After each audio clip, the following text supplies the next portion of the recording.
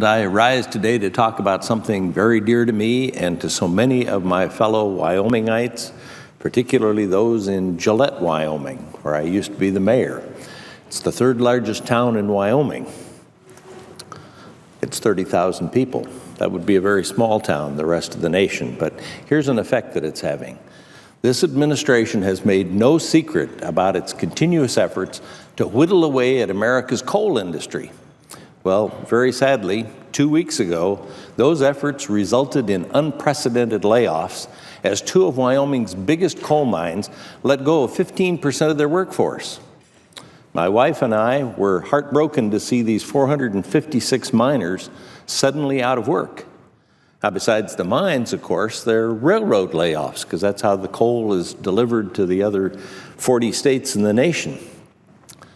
Outside of Gillette, there are 130 coal engine parked, not to mention the trains. That means about 1,300 railroad workers are out of jobs. Now, today, Peabody Coal announced that they were filing Chapter 11 bankruptcy. We'll see more of that. I know the suffering of the 456 people and the 1,300 railroad people suddenly out of work may not sound so bad in a place like California or New York, but in Wyoming, whole communities feel that kind of impact. Folks I talk to in Wyoming are depressed and they're angry, and it's because the energy industries they support and rely upon have for too long been the target of bad federal policies. People have been mining coal in Wyoming since the mid-1800s, but it wasn't until the 1970s that the industry really took off. The Clean Air Act of 1970 implemented the original restrictions on sulfur dioxide emissions, and suddenly the low sulfur content, the clean coal from Wyoming's Powder River Basin, was in high demand. Wyoming went from producing just under 2% of our nation's coal in the late 1960s to producing 9% by the end of the 70s. That number rose to 31% by the end of the 1990s. By the end of 2014, 39% of the nation's electricity was generated by coal, according to the Energy Information Administration. 40% of that coal was generated in Wyoming. That year, Wyoming's 20 mines directly employed over 6,500 workers who earn an average salary of nearly $84,000, almost twice the statewide average. The industry indirectly employs tens of thousands more contractors in jobs that support the coal industry. The coal industry paid over one and 1/1400 billion to Wyoming in taxes, royalties, and other revenue in 2014. That's money that was used for schools, roads, and community colleges across the state. Those are all in jeopardy. So with all this affordable energy, with all of these well-paying jobs, how did Wyoming find itself losing jobs last week? How did Wyoming wind up with the fastest growing unemployment rate in the nation? Well, I recently ran across this 2011 editorial cartoon that I think helps explain how this administration is bringing down the coal industry. Now, this was drawn and dedicated to the Wyoming legislature when they were talking about some similar things, and so it's still pertinent, but we have to change this tattoo on the arm to administration, and the dates need to be changed to 2012. That's when the Environmental Protection Agency issued its final mercury air toxic standard rule. And then 2015, when the Department of Interior piled on with its proposed steam protection rule, and the EPA released its final clean air plan. And then 2016, when Interior froze the federal coal leasing program.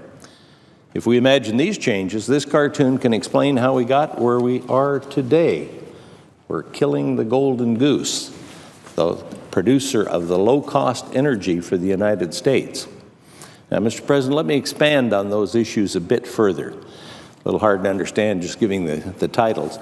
In 2012, the EPA finalized a standard that required a strict reduction in air emissions from electric generating units. It was known as the Mercury and Air Toxic Standards, or MATS rule, and like many of the rules coming from the EPA, the cost of this regulation was immense, and the benefits limited, even if the benefits are calculated over a much longer period of time than the cost. Now, the EPA estimated that the rule would create between $500,000 and $6 million in benefits related to this mercury reduction. The cost? Now remember, this is $500,000 to $6 million in benefits at a cost of nearly $10 billion annually for implementation of the rule. Luckily, the Supreme Court rejected the MATS rule last year, stating that the EPA should have considered costs before setting out to regulate mercury from fossil-fueled power plants.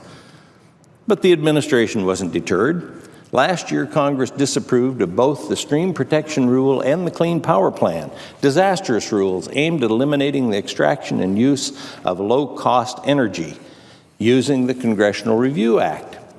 We did so with bipartisan support, and yet the president did not listen and instead chose to veto those bills.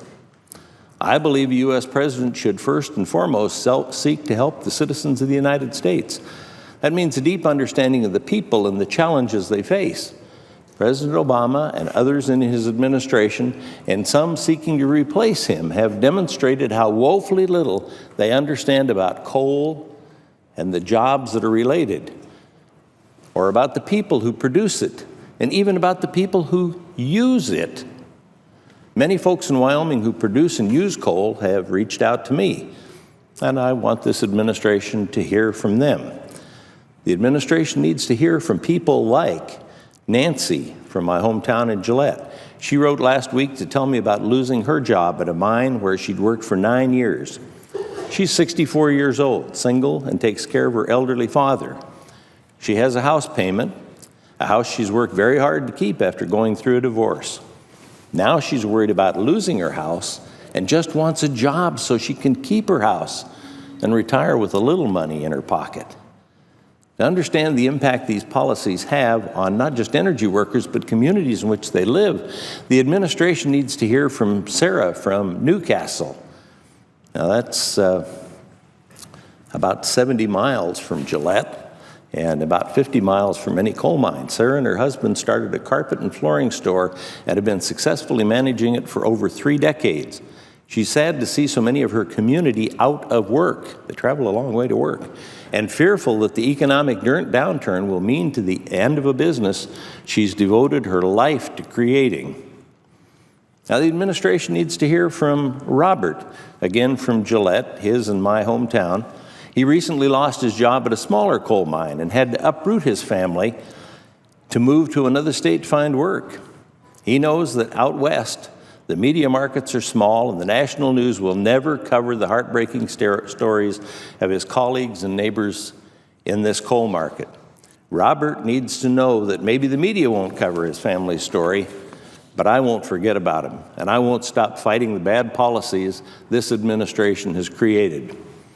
America has the resources, America has the manpower, and America has the reserves to provide the energy we need for a strong economy and a healthy environment.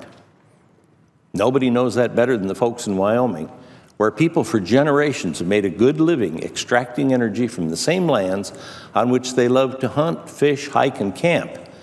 People are dedicated stewards of the land and want their children and grandchildren to enjoy it in the same way. That's why Wyoming coal mines are recognized year after year for their outstanding reclamation efforts. You can see that in this photo of beautiful land in Wyoming, where a short time before a coal mine existed. Now, I have occasion to take people out to the mines once in a while, and usually as we get close, if they're from somewhere else, they say, "Oh, don't let them tear up that land over there, that's beautiful." And we have to explain to them, that's where the mine used to be. This is where it's headed. And they say, "Oh, if you can change that into this, do it." Now, there's some difficulties with replacing it like this. This hill had to be exactly the same as it was before the coal was removed. If there's stones in there, they have to be put back where they were before. Now, the ranchers that border on these coal mines say, why would anybody move that much dirt and put it back the way it was? Why wouldn't they improve it? Well, it's the law, and they've been following the law and getting phenomenal results. What Wyoming and other states that produce and rely on fossil fuels need is innovative policies that will encourage new ways to continue to develop and use America's huge reserves of coal, oil, and gas. We're the Saudi Arabia of coal, and that can displace some of what Saudi Arabia has been thrusting on us for decades. One of those options is carbon sequestration, which senators from both sides of the aisle in this chamber have historically supported. Using this technology, carbon dioxide emitted from combusting fossil fuels can be captured and routed to secure geological storage, preventing it from being released into the atmosphere, although plants need that. The carbon dioxide can also be used for enhanced recovery of oil and natural gas to help ensure that America efficiently utilizes these resources. When a well is drilled and pumped, you get about 25% of the oil out of the ground. Now, there's some enhanced recovery that's been invented since that time, and they can get about another 20% out of the ground. That means that 55% of our value is still under the ground. People are working to invent ways to take care of that and take care of the energy that we're going to need to be energy independent. Even the White House supports investment in research and development projects to make carbon capture more accessible, deployable, and affordable.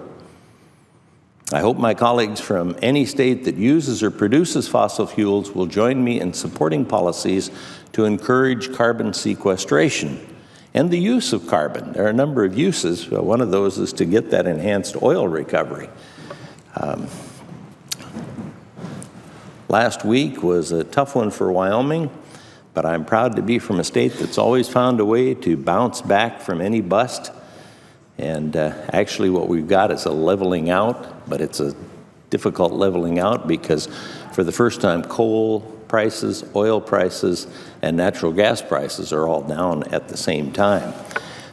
When you have an economy that's building for growth and it levels out, it seems like a dramatic bust. So this is not the end of coal's chapter in Wyoming history. I'll keep working to make sure of that. And Mr. President, I'd also ask that an article that just came out today about the Powder River Basin creating a new future in Wyoming's biggest coal town, which talks about some of the alternative things that people are doing. Those will help Gillette. If we eliminate coal, the low-cost energy will force people across the nation to pay more for their energy. That's a good base load. It runs all the time. It's not like wind. When the wind doesn't blow, you don't have it. It's not like the solar. When the sun doesn't shine, you don't have it. Coal can work 24 hours a day, and it's low cost. And there's also been more done to clean up coal-burning power plants than anywhere else. We invite anybody to come to Gillette, Wyoming, and look at the several power plants that we have there, and look at the clean air that we have there. The only time we get regional haze there is when the forests burn in Oregon and Washington and blow into Wyoming and make our mountains disappear. And you won't find any coal dust around either, because people don't let anything blow away that they can sell. So we hope that you'll come and take a look at the environment that's there, take a look at the power plants, and along with the other people that we've encouraged to come here, say, you know, that's not bad, and America needs it. I yield the floor. Without objection, the material will be included in the record.